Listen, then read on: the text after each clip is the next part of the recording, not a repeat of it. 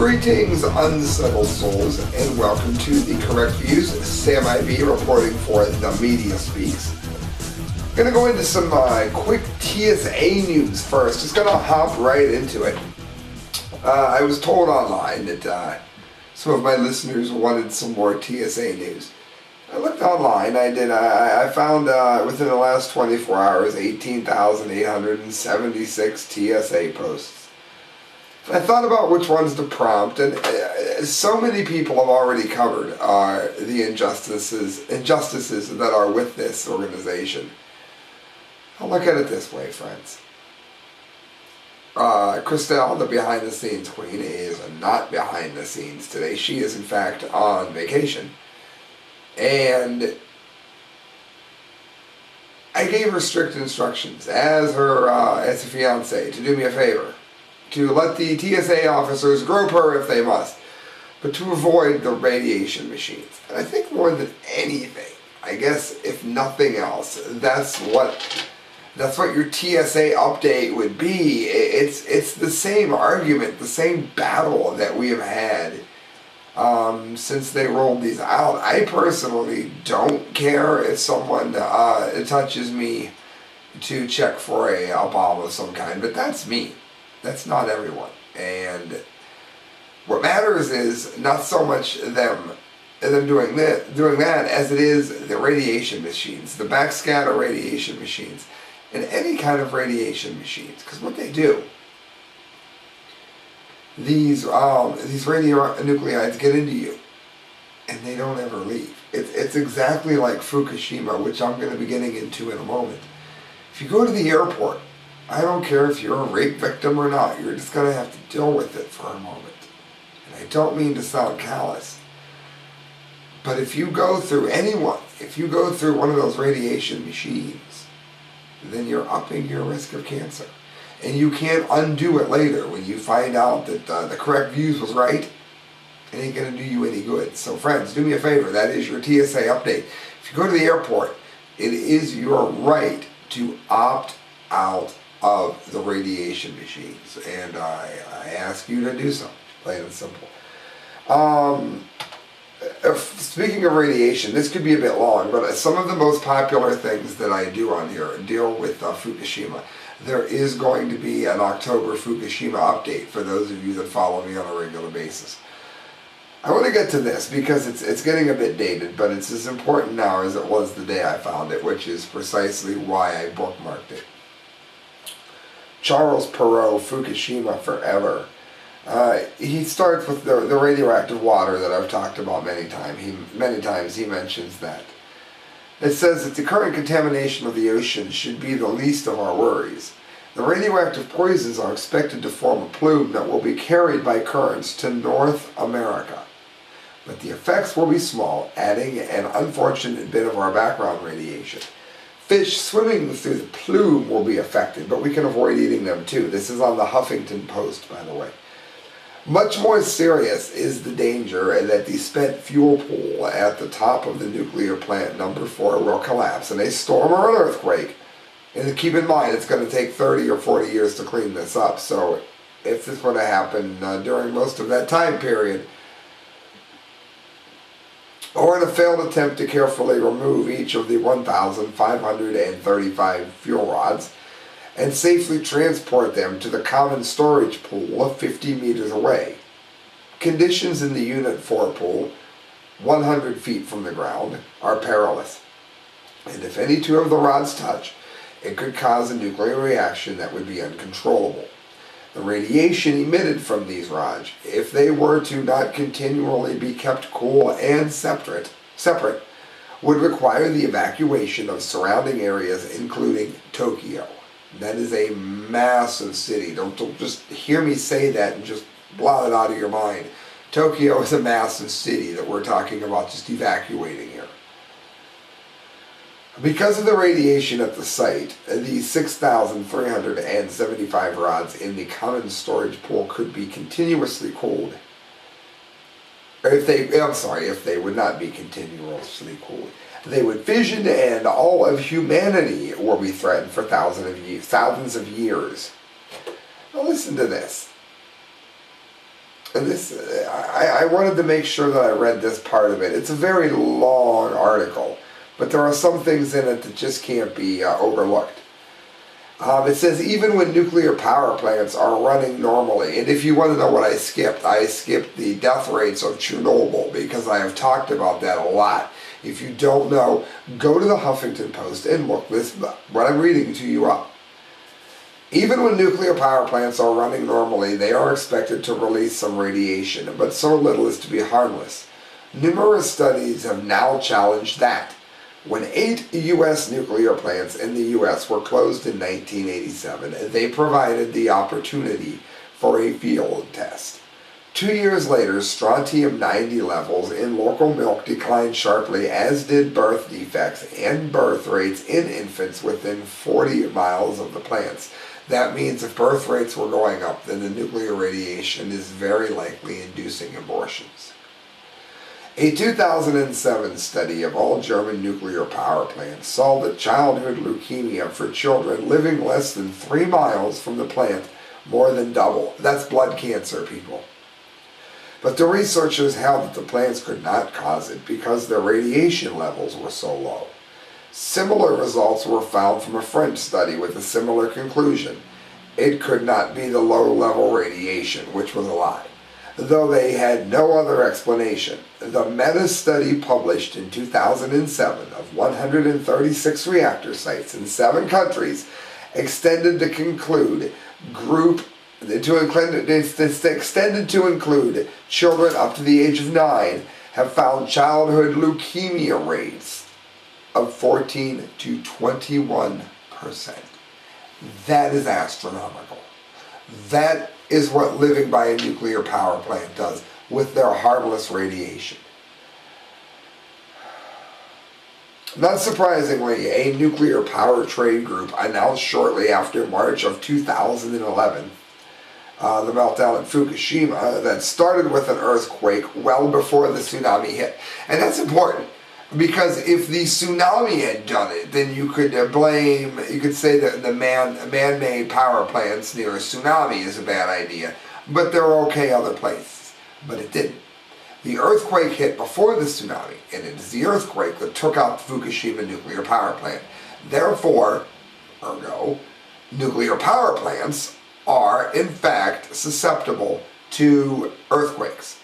And we have nuclear power plants in earthquake zones all over the world, which is why yours truly is proudly against Iran's nuclear ambitions, by the way.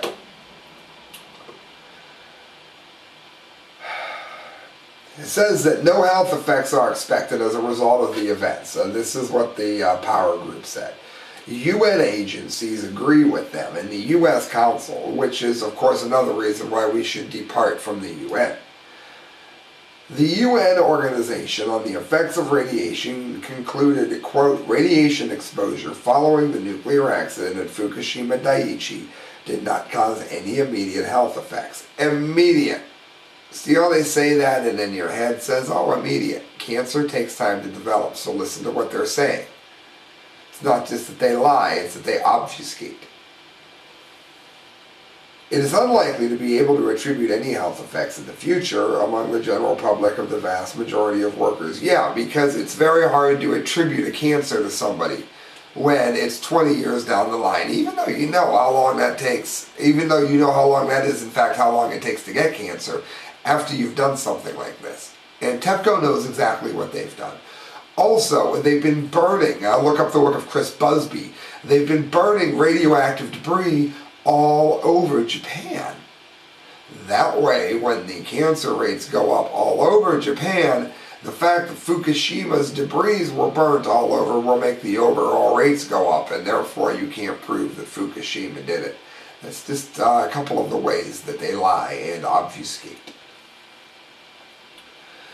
The World Health Organization stated that while people in the United States receive about 6.5 millisieverts per year from sources including background radiation and medical procedures, only 2 Japanese communities had effective doses of 10 to 50 millisieverts, a bit more than normal.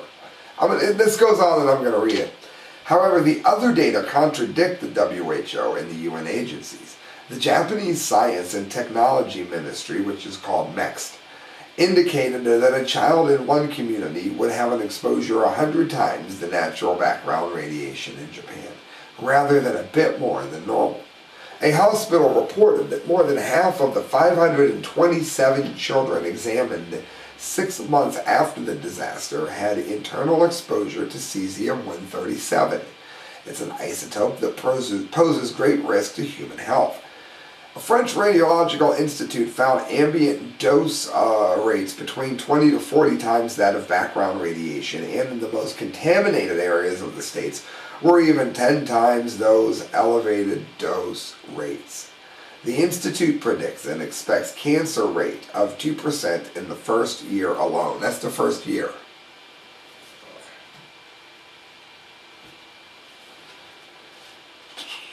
Experts not associated with the nuclear industry or the UN agencies that goes on currently have estimated from 1,000 to 300 cancer deaths. Oh, but nobody, right? Nobody's going to be affected. Nearly 2 years after the disaster, the WHO was still declaring that any increase in human disease is likely to remain below detectable levels. It is worth noting that the WHO still only releases reports on radiation impacts in conclusion with the International Atomic Energy Agency. Notice we've talked about strontium and cesium. We haven't talked about the other cesium-134. We haven't talked about uranium, tritium, plutonium. Do you know that plutonium has a half-life of millions of years? That means that it will continue to kill people and life on Earth for millions of years. I'm going to read one more paragraph. The denial that Fukushima has any significant health impacts echoes those denials of the atomic bomb test in 1945. And if you look up the genealogy, or I should say the pathology of illness, you will find that that is what very likely gave Kevin Blanche cancer. The secrecy surrounding Windscale and Chelyabinsk, the studies suggesting that the fallout from 3 Mile Island was in fact serious, and the multiple denials regarding Chernobyl that it happened and it all was serious and that it's all serious. And you notice right there what they're saying. Every industry that is not in some way tied to the nuclear industry has proven this to be a disaster. I want to go into one more piece on this, and this isn't even the big Fukushima update, but I guess there's a lot of, I don't want to be swarmed and have more that I can get to when it comes time for that. That's why you should subscribe to The Correct Views. Fukushima Diary, American safety limit for imports of Japanese food is 12 times more lax than Japan. This matters because the food that is okayed for export ends up in our food. You buy a can of tuna, maybe it's from 3 or 4 different places. Maybe one of those places is Fukushima, and maybe you're now ingesting something that's going to give you cancer, give you heart disease, going to hurt your children, going to hurt their hearts, going to hurt their thyroids. So please listen. According to the Ministry of Agriculture, Forestry, and Fisheries, USA bans importing food from 14 prefectures in Japan at the moment of 9/19/2013. The kinds of the agricultural products that are restricted to ship within Japan are banned exporting from those prefectures to the USA. The prefectures are Aomori, Iwate, Miyagi, Yamagata, Fukushima, Ibaraki, Tachi, Guna, Saitama, Chiba, Nagayati, Yamaneshi, Yaganal, and Shizuoka. It used to be only 8 prefectures. 6 were newly added. All agricultural products from these prefectures are to be tested in the USA. However, their safety standard is 1,200 becquerels per kilogram of cesium-134 and 137. The Japanese standard is 100 becquerels per kilogram. Look, if you're eating either one of those, you're signing you and your family up for a death sentence. You're signing yourself up for illness. You're signing yourself up to be sick. You can't eat these things. And just because governments and large corporations want you to eat them for the sake of their bottom line and to make them a little richer, don't fall for it. Friends, go to themediaspeaks.com, click on Bud K. It's the ad that you see. When you do that, you're not only going to be helping the Media Speaks, but you're going to get some amazing merchandise when you do. Christmas is not all that far away for those of you that save in advance. Again, I don't want to hear anything about Christmas in September. I'm just saying if the things you might want to look at in the future. How many people are with me that they constantly run the rush the seasons? It's something it makes me sick. Alright guys, we're going to look at some knives. You got any knives, collectors? Check this out. The United Cutlery Undercover Black Twin. It's a push dagger. $9.99. It's brass knuckles with a knife on the end. M48 Commando Tactical Push Dagger, small end sheath, $9.98. It's got a handle on it. Guys, do me a favor. Go to themediaspeaks.com. Click on Bud K. They've got knives, swords, ninja martial arts, hunting and shooting equipment, camping, self-defense, and it's just cool stuff. They've got zombie survival for those of you that are into the more theater side of things. Do me a favor. Go to themediaspeaks.com. Click on Bud K. Do it that way. Help the Media Speaks. Help me. Help the correct views. Thanks. Guys, this is WILX.com. Medical marijuana users fight to keep their daughter. And I'm going to go ahead and put a picture of this little angel up here. This is what they're doing, friends. Let's see if we can find ways to separate people based on absolutely nothing. What might be the best way to do that? Well, let's see if we can get children taken away because their parents use medical marijuana. Yeah, you know, potheads are just so dangerous. A strong message was sent to the Department of Human Services just 4 days after Steve and Maria Green of Lansing helplessly watched as their infant daughter Bree was taken from their care. Now, I talked about in the last month Dump's Cap of the Month Award how the Texas Child Protective Services very likely led to the, I'm sorry, not very likely, did lead to the death of a beautiful young girl, a little child, an infant, not an infant, maybe 4 years old, I think, taken from CPS and given to people that beat her to death over marijuana. And the people that were using marijuana, her parents, did nothing wrong and did not deserve to lose their children. And that's the kind of thing that you saw in Nazi Germany. It's the kind of thing you saw in Stalinist Russia. And it's the kind of thing that you're seeing right here. The reason given, it asks, the state-sanctioned medical marijuana user's home was too dangerous for the 6-month-old because of the plants inside. It would place our residents at a higher rate of armed robbery and therefore as an imminent danger for my child to be removed, said Maria Green, Bree's mother. Now let's remember, of course, that what if you collect gold? Is there a chance that your house might be broken into? Should you have your children removed for owning gold? An ounce of gold is worth more than an ounce of weed. Think about it, people. I'm just being practical. That's why you're listening. Their attorney, Joshua Colbert, says the decision to take Bree violates the Michigan Marijuana Act. While by Shahrazad's hat, he's used the thinking part of his brain. A parent can only be deprived of custody if there is an unreasonable danger that's articulated and substantiated. He said this was not an unreasonable danger. Good for him. The Department of Human Services, which includes Child Protective Services, couldn't comment specifically on the Greens case, but it did say that any court decision for removal is made in the child's best interest. No, it's made in the best interest of the state. And let me tell you something, when I talk about Nazis, I talk about them all the time on here. I'm not talking about the act of killing Jews. I'm talking about the act of the government overriding the right of the people and doing things like this, like taking children away from their rightful home based on the decisions of the state. Those are things that Nazis did, and you cannot argue with me on that. That is a matter of historical fact.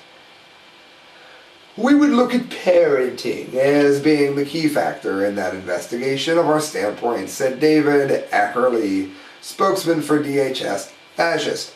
What kind of choices are the parents making when it comes to the children? In this case, it was Green's decision to use marijuana after they were told not to by Oakland County Court that made it dangerous for Bree to remain in the home.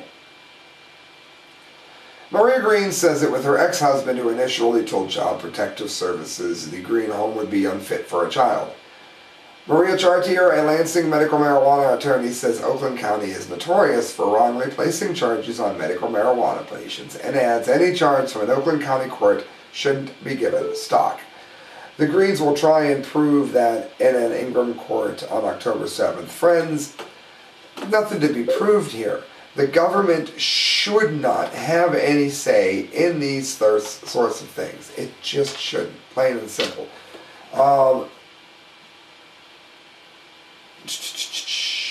Constant Injustice just texted me, and I don't know if I am live, but I think that I am.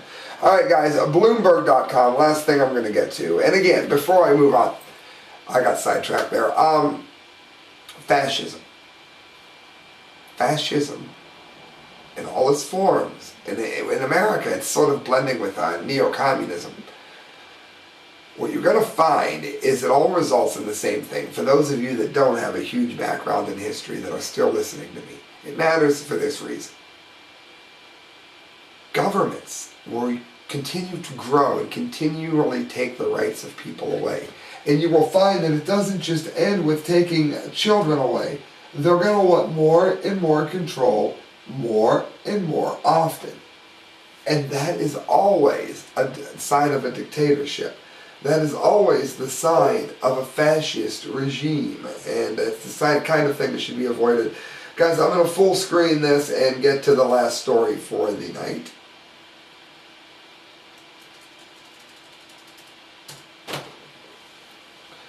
This is from Bloomberg. Mass shootings fuel fear, account for only a fraction of murders. How many of you are always in an uproar? You're always in a state of terror, right? Because mass shootings are right around the corner from all these crazy people that own guns, right? Point is, it's almost never happening. Point is that most people that have guns pulled on them deserve to have those guns pulled on them. And that guns are used to prevent crime and harm more than they are used for crime and harm. That is also mathematical fact. By Ann Lingsky. Mass U.S. shootings, such as bloody rampage at the Washington Naval Yard, spur safety concerns and garner intense media attention, while statistically accounting for few of the total murders reported nationwide. In the 30 years through March, 78 mass shootings occurred in the U.S. Incidents in which 4 or more people were killed at random by a gunman indiscriminately, according to a report issued that month by the Congressional Research Service. These crimes, it goes on, don't include gun-related killings and domestic disputes where a person slays relatives or other people. In other words, these kind of candlelight vigils do not happen. They do, but they're not in this instance geared towards gangs that are out just gang-banging each other because Jay-Z told them to. This is something different. These are people that go on mass shootings and you're told to fear them because these mass shooters are around every corner, and the point is that they're not. The mass slaughters listed in the report caused the deaths of 547 people. Over the same 3 decades, though, through 2012, that's less than 0.1% of the 559,347 people that the Federal Bureau of Investigation estimates were murdered in America. 1%. We're having this uproar over 1% of shootings. You have 1% of nutcases anywhere. I've already reported on the lunatic in China that butchered people in a school with a knife. In the wake of shootings, such as the one in Washington that claimed at least 13 lives, including the alleged shooter, our tendency is to go overboard and overreach in terms of trying to increase levels of security, Fox said. The fear is greater than the risk. And that's just it. These things are not happening in droves and in the massive numbers that they need us to believe that they are in order for us to believe that there's some great epidemic going on. Point is that most people that own a gun so that they can defend their own lives. Most people that own a gun never even pull a gun on anyone. And most people that have a gun pulled on them had it coming to them because they were intending to harm somebody else. That is the entire intention of the Second Amendment, beyond that of the militia. You are listening to The Correct Views, friends. Thank you for doing so. Good night. God bless. Please donate if you can. All money that you give to me goes, of course, towards a better show, a better set, more time to do it, better equipment to do it on. Go to themediaspeaks.com, look at the work of Kyle, of course, and make sure you go to the Charity Connection and donate to Miss Mobley Chris so that she can beat lung cancer and continue to run the Charity Connection. Good night, friends. God bless.